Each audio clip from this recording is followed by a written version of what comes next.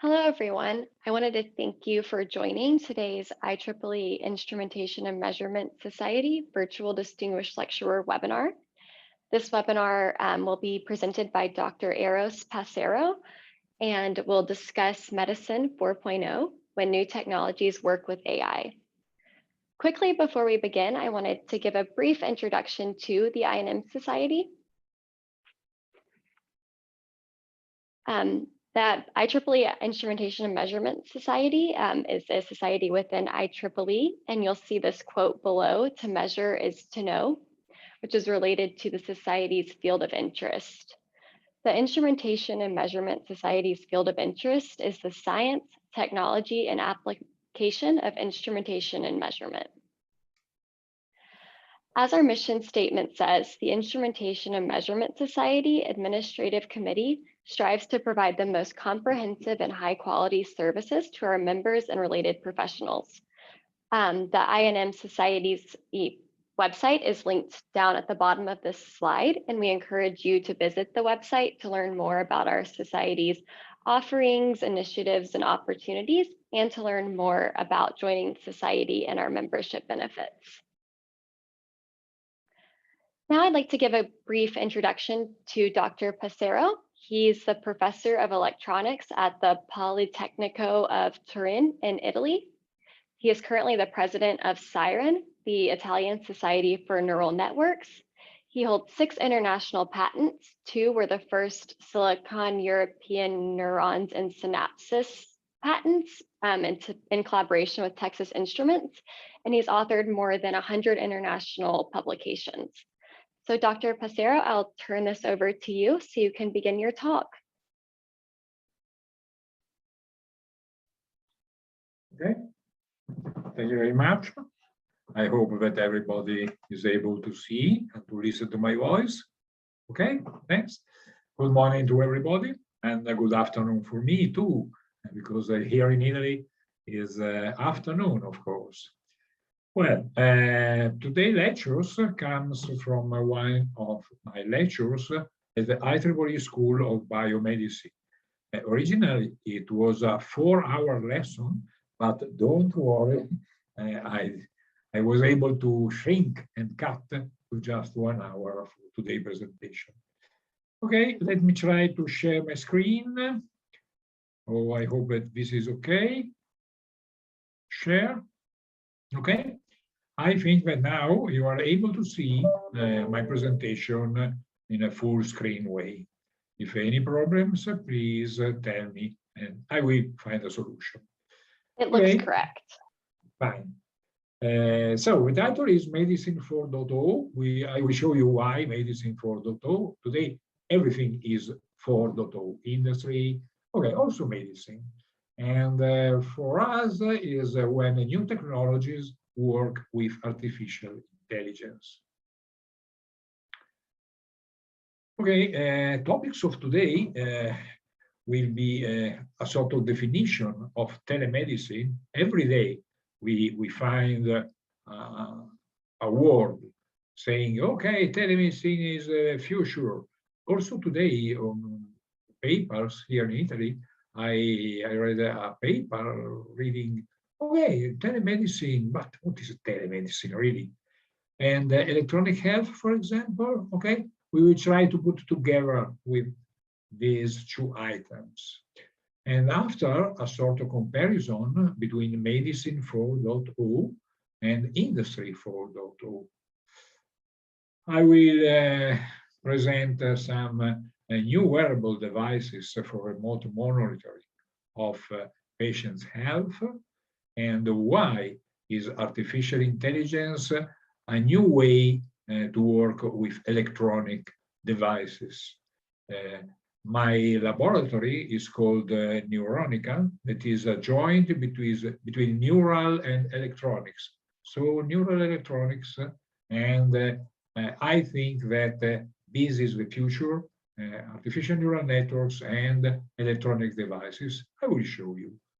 And last but not least, we are the Instrumentation and Measurement Society. So why we have to consider an artificial intelligence approach to measurement is, I hope, will be a possible answer. Okay, this is an old document. Old means 2010, so just 10 years ago, when the Italian government announced that the new dynamics of demographic evolution of people and the modification of the health needs of the population, and of course, an increasing number of elderly. I'm an example, for example, I'm more than 60 years. We are a lot of elder people, but unfortunately, elder means chronic disease. So we are increasing, but the quality of life needs to be able to take care of chronic disease. And unfortunately, the structural organization of health systems was related to our requirement, to our numbers. So we have to find a solution to have more services on the territory. I mean that we need to have a delocalization of services able to serve more people in an efficient way, also in difficult conditions. Very good work.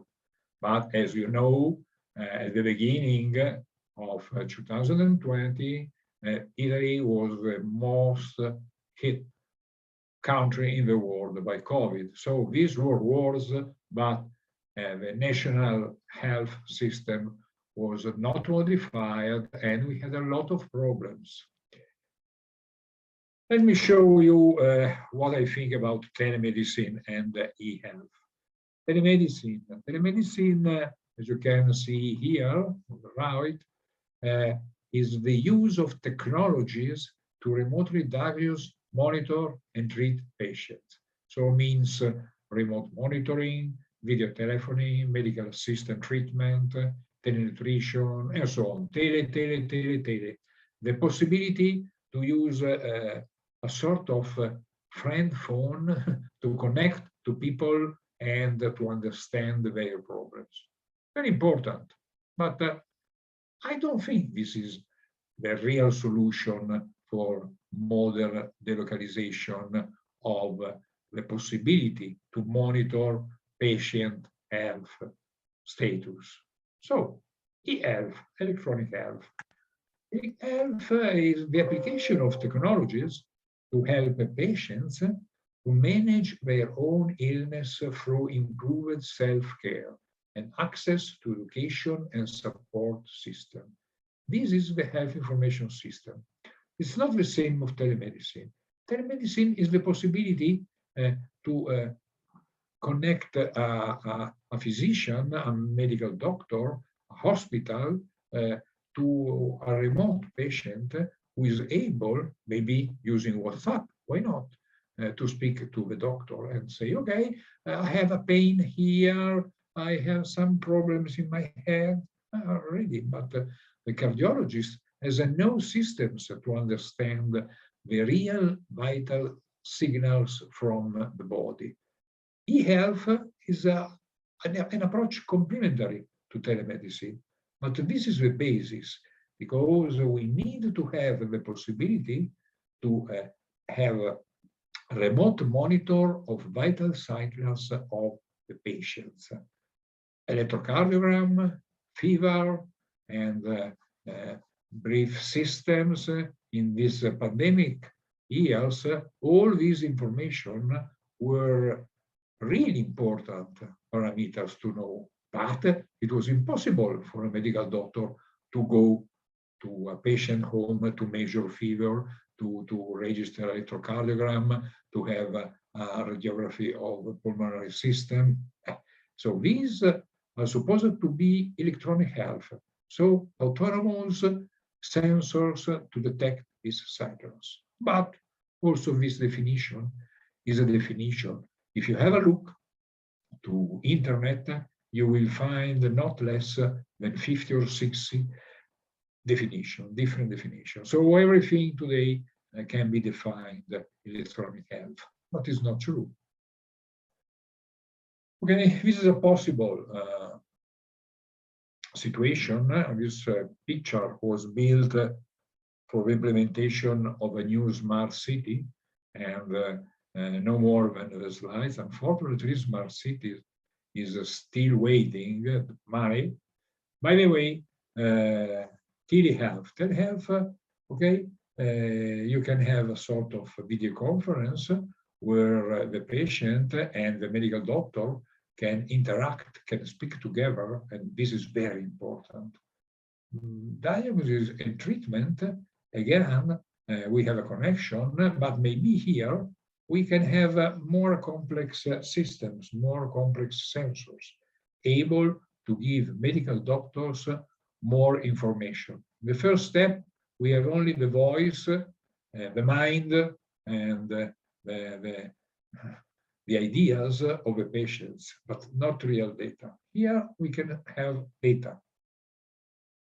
Remote device, the remote device is the most important, of course, because in the remote device, we can have a monitor of the care, of the health situation of the patients. But remote devices today are not really the right remote devices. I mean, I will show you, for example, to measure blood pressure, you can use a sphygmomanometer, and you can also have a personal sphygmomanometer, not so expensive, but you need to put your sphygmomanometers on your wrist or on your arm.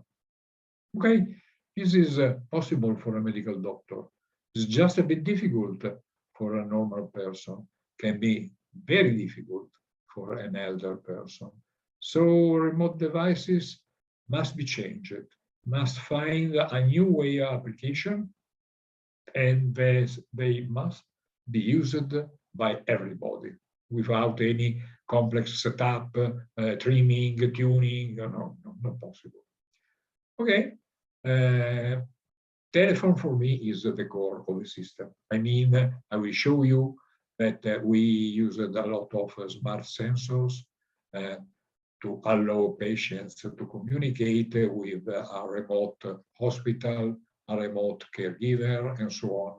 And it was very easy to build very low-cost sensors able to interface to a smartphone, a low-cost smartphone.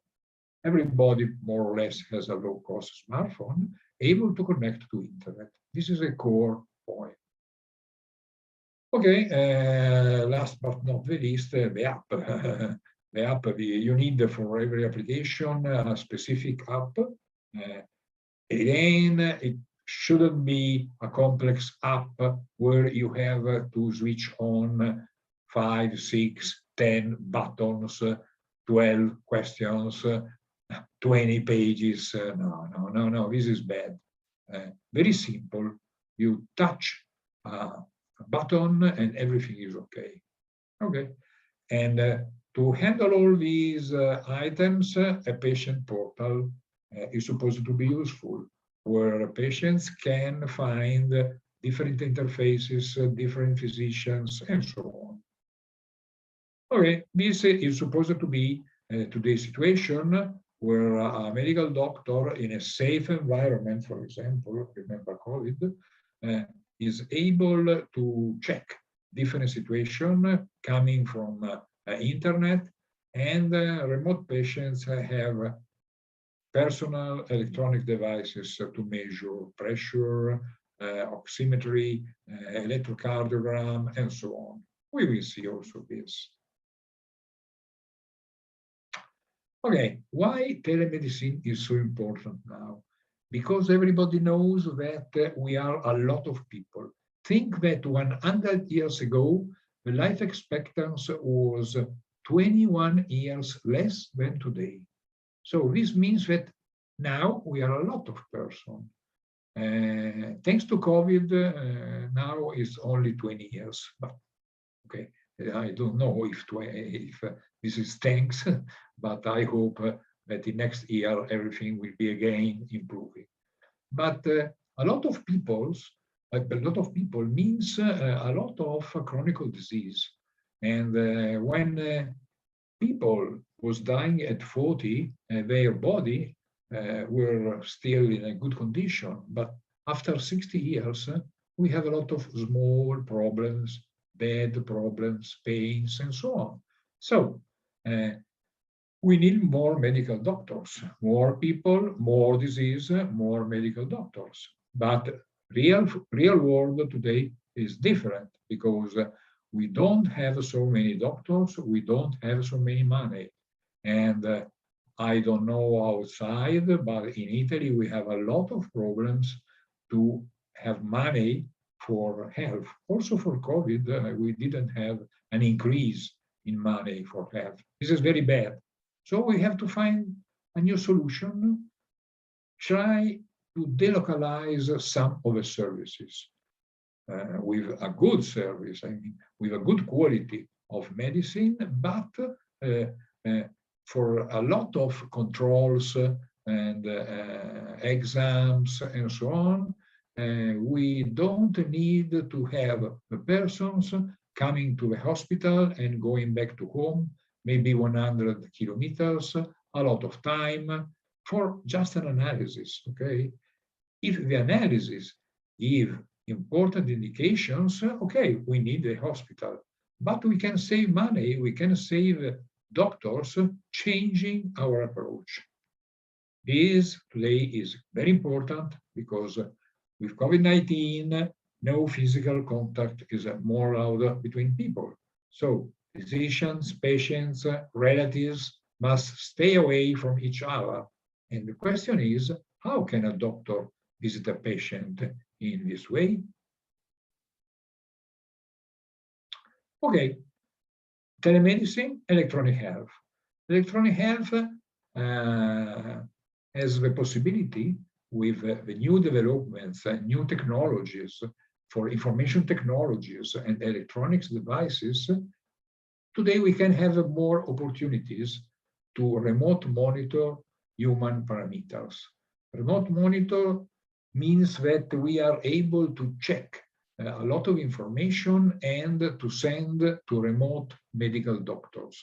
So medical doctors don't need to go to patient houses, a lot of problems, and they can save time, they can give precious information based both on speech of the patient. Okay, this is still important, but also using electronic parameters coming from electronic devices. So, for example, if we have the possibility to have an electrocardiogram in a remote way, we can have a precious indication for atrial fibrillation, tachycardia, bradycardia, and other cardiological disease without going to the hospital. Again, the photoplethysmography give important information about the efficiency of your respiratory system. But I think that one of the most promising fields in electronic health is the image processing. Using electronic cameras, you can find a lot of information.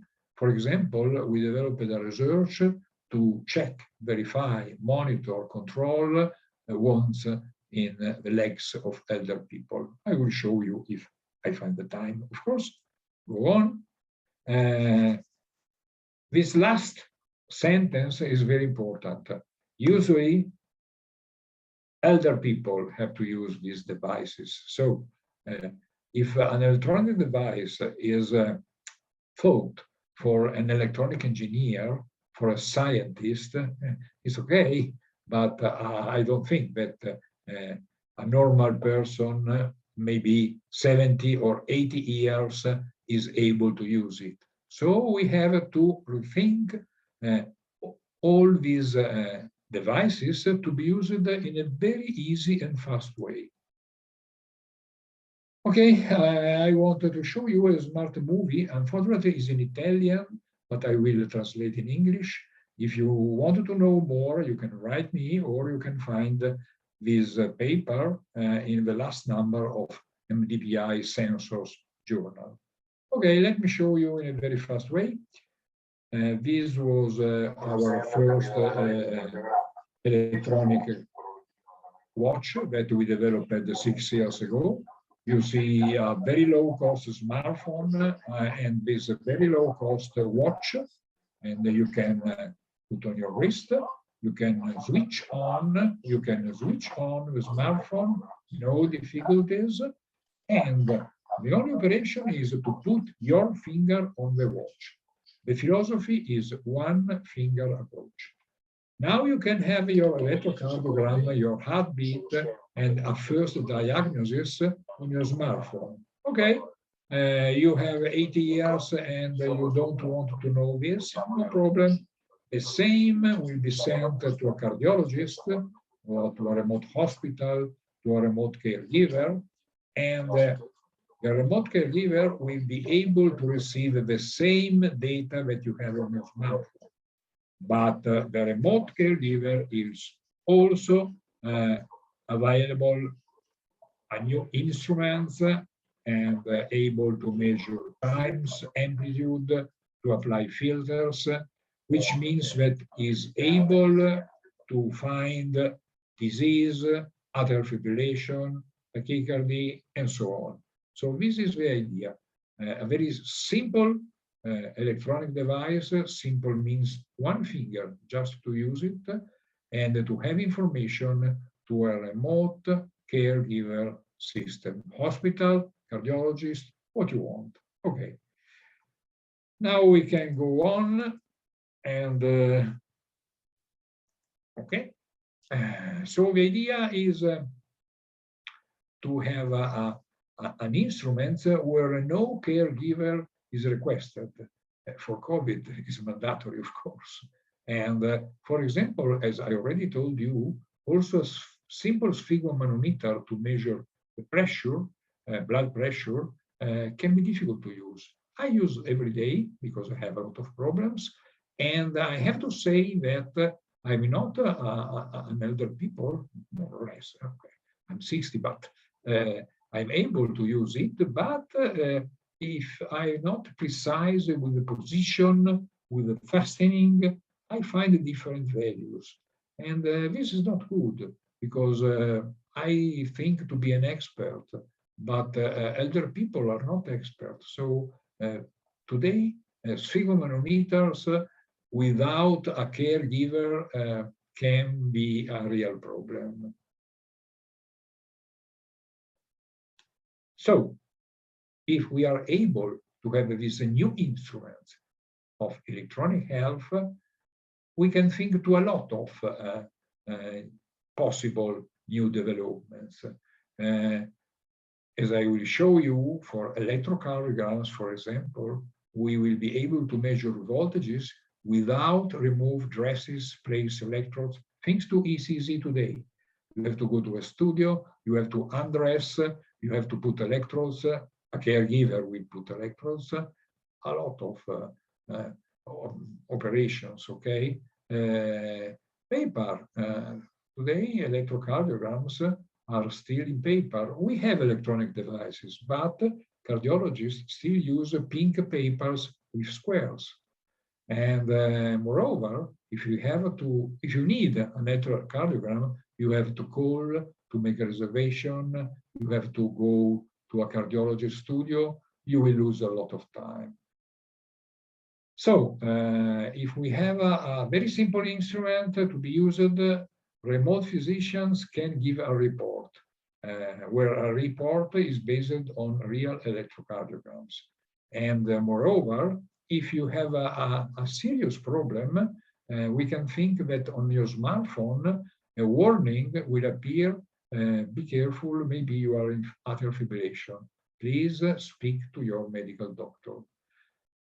If you don't have nothing, you made your electrocardiogram, everything is okay, well, you save your time and you save the doctor's time on the hospital. So doctors will have more time for serious cases, for serious analysis.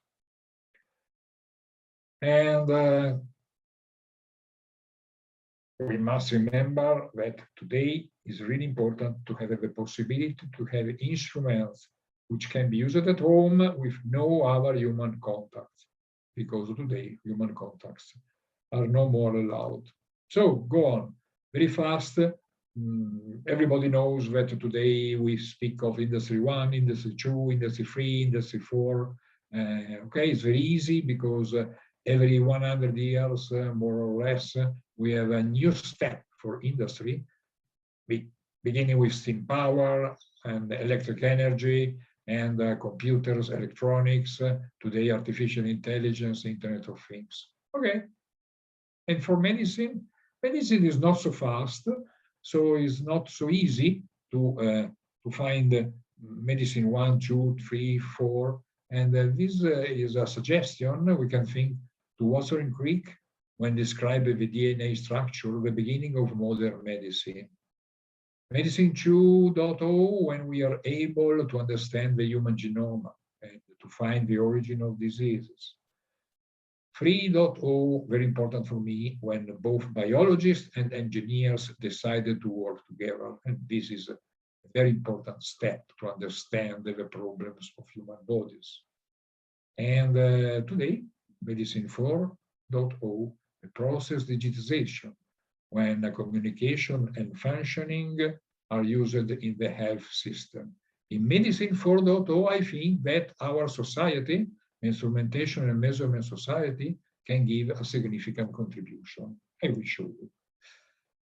Okay, if you have a look at the newspapers today, you can have a lot of science fiction devices, and in future more and more. But okay, most are science fiction.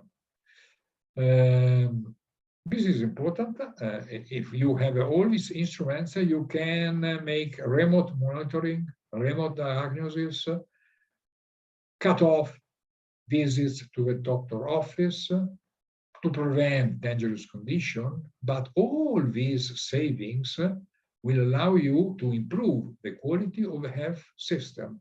So not lose, improve.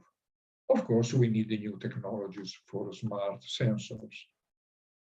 Today, if you have a look to internet, when you find the word telemedicine, you will see often this image. A person speaking with a sort of tablet, smartphone, with a remote medical doctor. Okay, I think that this is a friend phone. It's useful, okay, useful. But the poor medical doctor is not able to know nothing about real physical problems of the remote patient. This was a solution proposed last year here in Italy, and I think also in other countries, as a bag with a lot of instruments inside, normal instruments. So you need a medical doctor to use it.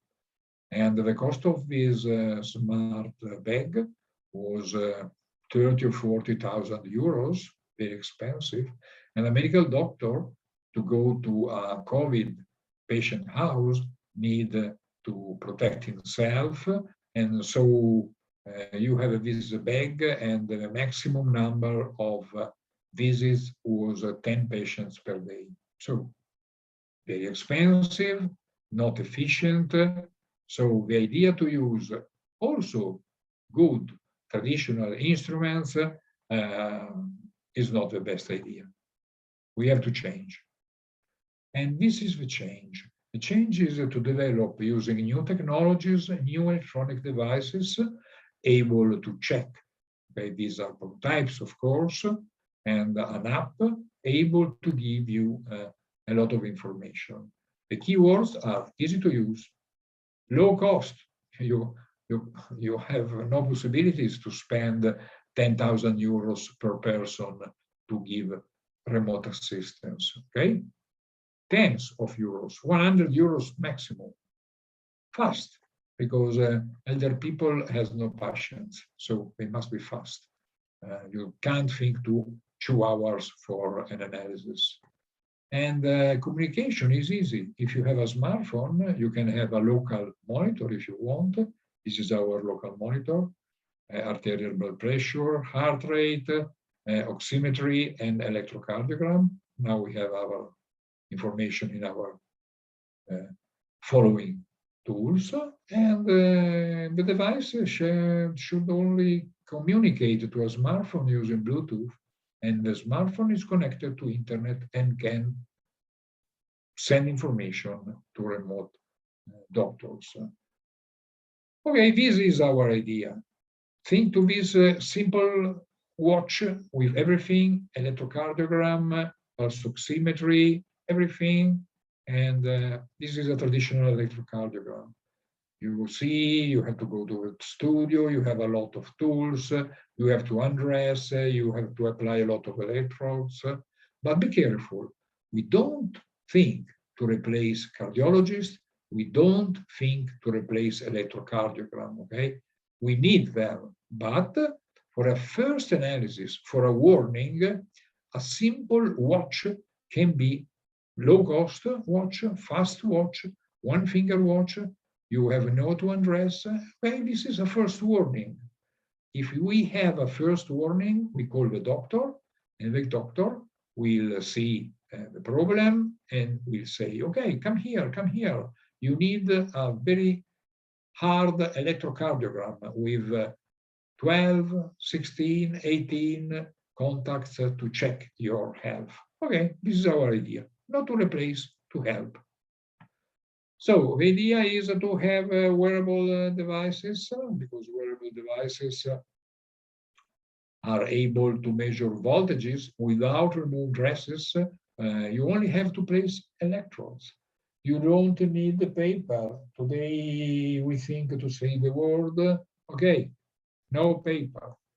You don't need to make reservation, travel. You lose a lot of time, and you need a remote physician which can give you a report, maybe 4 hours later.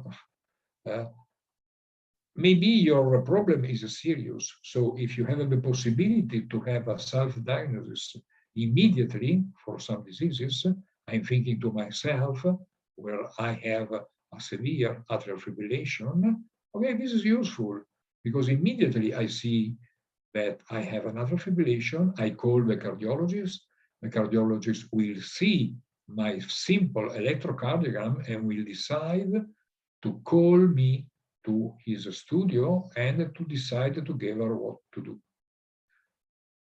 Okay, you can say, but I know that several wearable devices are already available. Yes, but usually they are for fitness. And medical devices are different because you need to check their medical characteristics according to the area of the world. Europe, CE, European mark. In US, FDA. In our countries, our systems to certify medical devices. Okay, and now I spoke that together electronic system, we need also artificial intelligence. Today, everybody is using this word. Artificial intelligence, do you need a sheet of paper? Yes, but it's artificial intelligence. And the car, artificial intelligence, everything. But really, what is artificial intelligence? Let me spend just 2 slides. Artificial intelligence was born in the 50s in the United States, where a group of scientists was claiming to be able to replace human brain for everything. They invented 2 new languages, Prolog and Lisp, and they received a lot of funds because it was very attractive to have an artificial brain. Unfortunately, it never worked. So funds were cut off. 10 years after, expert system and evolution was again very interesting, a lot of money again, but in 1987, the Lisp machine able to be an expert system, an artificial medical doctor, for example, no good. So this approach was no more used. And this can be called a top-down approach. So thinking to our brain, we want to replace brain. But in the same years, we had another approach, a bottom-up approach. Two biologists, McCarroll and Pitts, created a mathematical model of a simple human neuron and a simple synapses. This model was called artificial neural network, and the perceptron was the first neural model based on this neuron. Again, they tried to build artificial brain again, and they received a lot of money. The perceptron was a very simple model. More complex models are today available. But the problem is that inside our brain, we have 10 to 11 neurons and 10 to 13 synapses, connections among neurons. It was impossible to make a real model emulating human brain. So also artificial neural networks were left, but today we have a new big computing infrastructure, cloud computing, and a new model, deep neural networks, that is just an evolution of the perceptron using a sort of multiple layer between input and outputs. And we are able to use the bigger computers, very powerful computing methods. And moreover, by the moment, we don't try to replace human brain, but you are only trying to replace some human functions. For example, language recognition, thanks to Alexa. Everywhere, everybody in the world say, Alexa, please turn on the light immediately. Oh, fun. Or facial recognition, three-dimensional structure of a protein, a lot of application. So today we limited the problem to human functions, not to human artificial brain. Okay, the only things that I have to say about these new networks that are called deep neural networks or convolutional neural networks is that you need a lot of data. Where a lot of data means a lot of data, okay? Hundreds of thousands of data. So in this way, you are able to replace mathematical models, but if you don't have enough data, it's difficult. It's really difficult. It's just like to teach a kid to speak. You say the kid a lot of words, and after 1, 2, 3, 4 years, he's able to understand everything. But if you have only 10 words for him, he will only learn 10 words. So this is the trick of this approach. You need the data, and not always is easy to have data. So, okay, these new frontiers, okay, just a pictorial view. And this is, I don't know how much time, I think 20 minutes. I wanted to present 2 or 3 cases. The first one is the blood pressure measurement. You know that up to date, you have a golden standard that is the insertion of an intraarterial catheter inside your body. You can imagine you have to cut to insert the catheter inside your arteria. And this is very precise, but only in ICU you can use this approach because you need a lot of instruments. It's very dangerous, very invasive. By the way, this is the most precise method to measure pressure. Usually we use a sphygmomanometer. A healthcare professional rubs an inflatable cuff on your arm and is able to read a value of pressure. Okay, this is good, not invasive, not so precise. The third is a self-measured blood pressure. The method is the same of a sphygmomanometer, but usually you can do by yourself without any caregiver. Unfortunately, this third method is not so precise, and therefore, okay, you need to put in the right position, to tighten the cuff. a lot of parameters that are not so easy to be applied. So our approach is different. Our approach is based as a reference data on the golden standard of blood pressure. But we decided to use another approach. You can find more information in this paper in the last number of cognitive computation. But let me show which idea. Okay, to evaluate the blood pressure, we are engineers, we can use mathematical models. We have an interesting biomedical model, the Young model, where you are able to measure the pulse wave velocity, that is the speed of the blood pressure pulse that is traveling along your circulatory system. This is a formula, but blood density, vessel diameter, thickness of the vessel, you can imagine that are really difficult to measure on your body. So, fantastic mathematical model, but very difficult to be used. Another model, Fang's model. Fang's model is based on the pulse transit time. He was velocity, and now we use the time. It is a time taken by the pressure waveform to propagate through the blood vessel to the peripheral branches. This is a model, a lot of parameters again, very difficult to have a precise measurement, and so poor precision caused by this approximation. So using mathematical models, poor accuracy, poor precision. Oh, we are instrumentation and measurement society, and this is very bad. What do you think about using artificial intelligence? Okay, we developed a system. We already had this watch you see here, where you are able with one finger to measure electrocardiogram and photoplethysmography.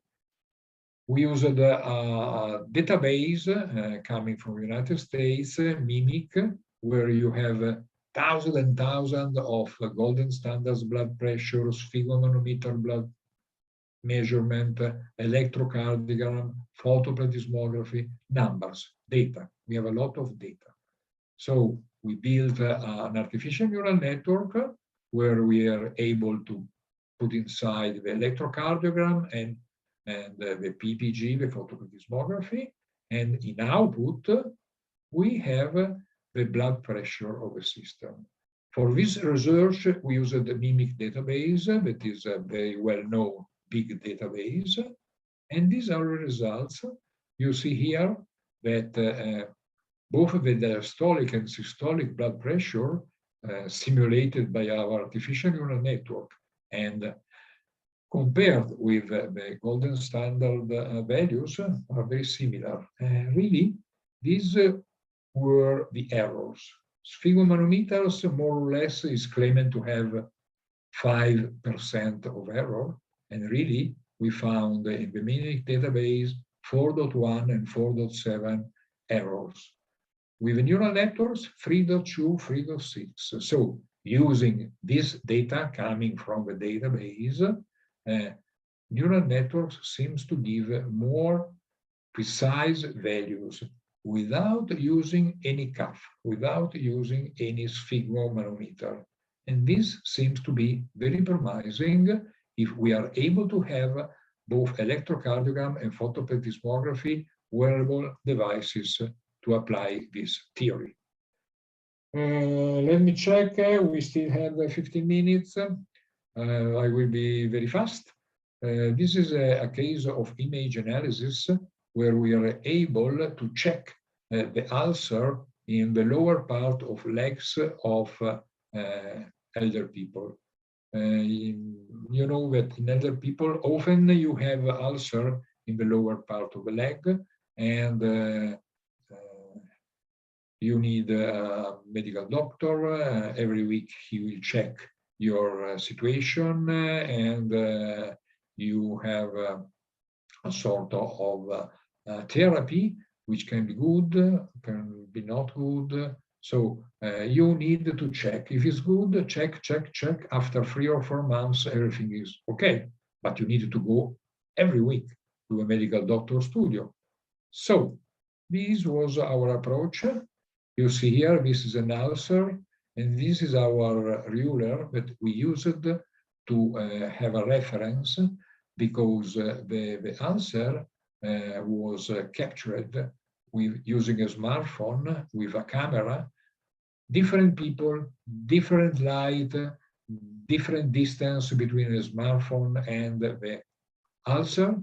So we have this reference able to give us a sort of identification of light and measurements. Okay, this is a picture segmentation. So we are able to extract the ulcer from the leg, from the environment, and to make an artificial intelligence analysis. We use machine learning algorithms, and to find both the colorimetric analysis and the wound area. What do I mean? The color associated with each part of the tissue gives an information about okay, not okay. Black, for example, is necrotic tissue, so it's not good for you. But pink, for example, is good because your wound is going on, and so the other.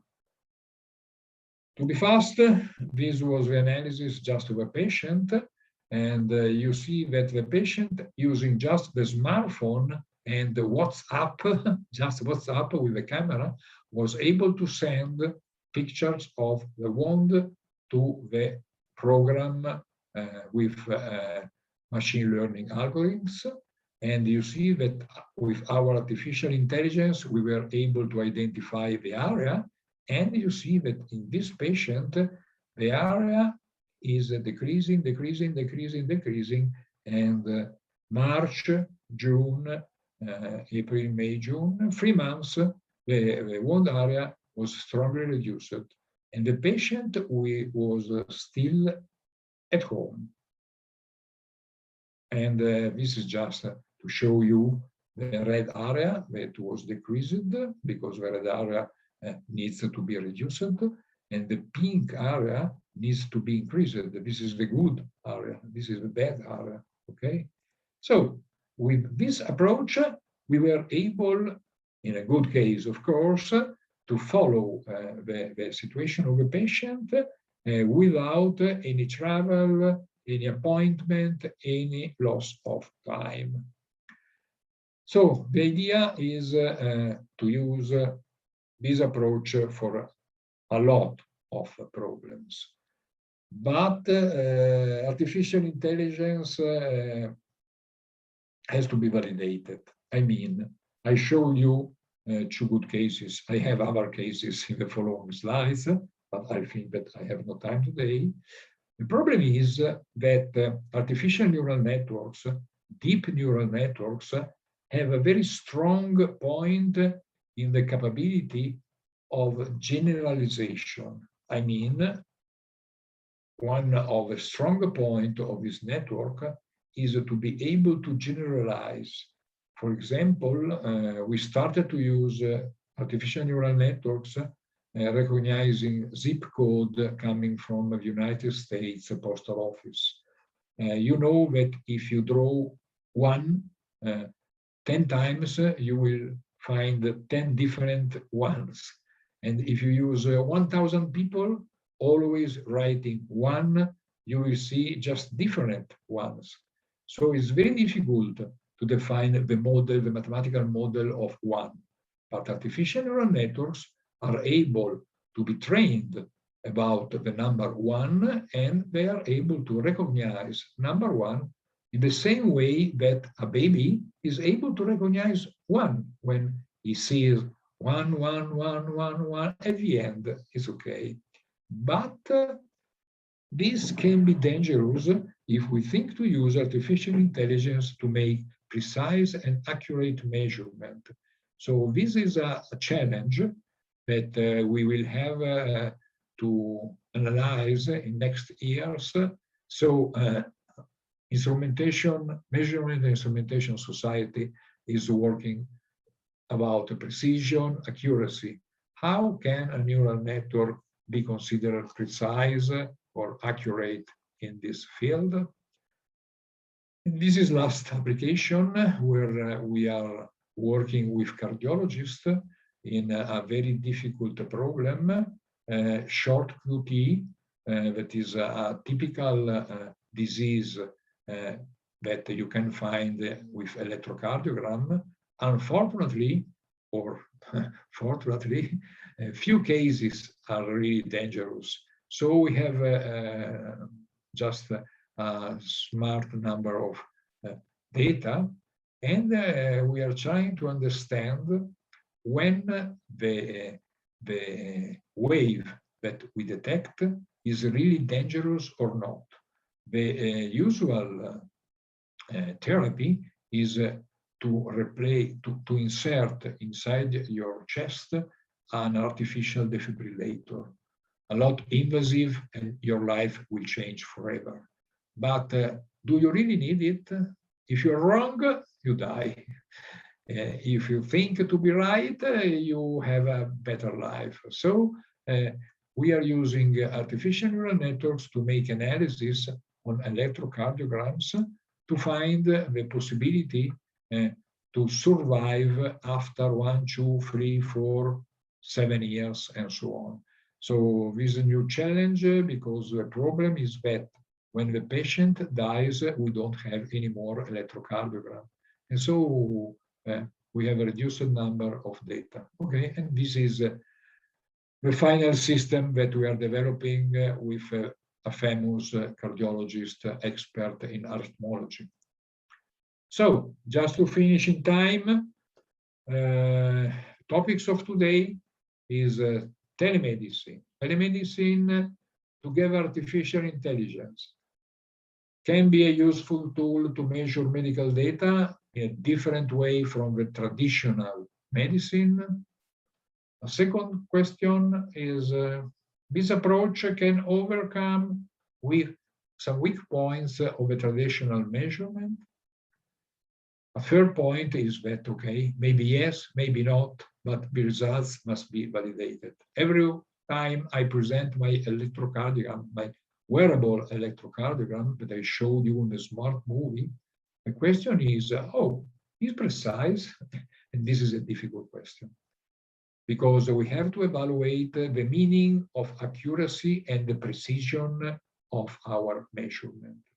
For blood pressure is easy, because if we have the possibility to consider the golden standard, but if we don't have the possibility, and a sphygmomanometer is saying that the diastolic pressure is 80, and our system says that is 82. Where is the problem? Who is right? Who is not right? It's difficult. So accuracy and precision are still a strong item to be examined. Thank you very much for your time. I'm sorry that we can't have any discussion in a real way. And coffee, you can have coffee in your country and in my home myself. Thank you very much. Thank you, Dr. Passero. We've enjoyed your virtual distinguished lecturer talk. It looks like there may have been one more question submitted in the chat feature. Can you see that question? Oh, I see. Okay. I see that when launching a medical equipment in the market, the manufacturer has to get it accredited to use it with patients. See registration in Europe. How do we convince a medical practitioner that they rely on this e-health solution? This might be a barrier for implementation. Very good question. Very good question, because 6 years ago, when we started to work with the wearable electrocardiogram, and we were requested to find medical doctors for medical trials, because CE means a lot of things. and one is medical trials. And the first medical doctors were not so happy to be replaced by electronic instruments. Today is different because now it's clear that our instruments are not trying to replace traditional electrocardiogram, are not trying to replace cardiologists. We need cardiologists, we need help. This is sort of a warning. So if medical doctors agree, we can cooperate and work together. Main problem is this procedure to have the CE registration in Europe or FDA registration in United States is very complex and very expensive. And you need to be a private company to apply for this mark. So we are a university, for example, we make the tests, for example, the electromagnetic tests, but we can't. We only can be the operative part, and a private company needs to charge a lot of money to make this approach. I hope, I hope to find some medical company for this task. Okay, this was a question, and if any other question, I'm here. Are there any other questions for Dr. Passero?